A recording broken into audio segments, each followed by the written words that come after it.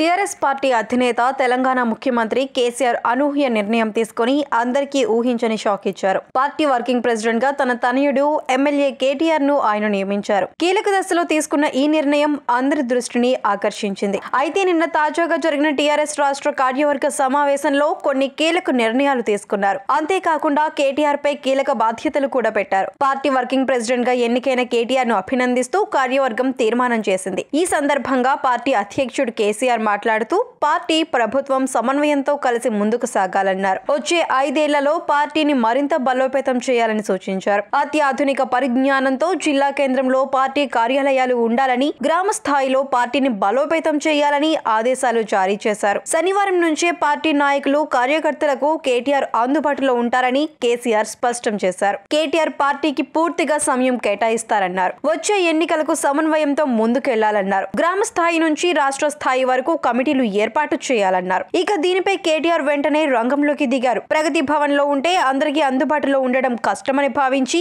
ఆయన ప్రగతి భవన్ ను ఖాళీ చేసి మినిస్టర్ క్వార్టర్స్ కి షిఫ్ట్ కానున్నారు. ఇక దీంతో పాటు మరో కీలక నిర్ణయం కూడా కేటీఆర్ తీసుకున్నారు. పార్టీలో కొందరు సీనియర్లను పక్కన పెట్టి యువకులకు అవకాశం కల్పించేలా చేసుకుంటున్నాడు. కీలకమైన పార్లమెంట్ నియోజకవర్గాల పరిశీలకులుగా కూడా యువకులను నియమిస్తూ కేసీఆర్ కి ఊహించని షాక్ ఇచ్చాడు. అయితే కేటీఆర్ నిర్ణయంపై సర్వత్రా హర్షం వ్యక్తం కావడం గమనార్హం. మరిన్ని అప్డేట్స్ కోసం మా కాయ్ టీవీని సబ్స్క్రైబ్ చేసుకోండి. మా వీడియో కనుక మీకు నచ్చినట్లయితే లైక్ చేయండి, షేర్ చేయండి. మీ విలువైన అభిప్రాయాలను కామెంట్ బాక్స్లో తెలియజేయండి.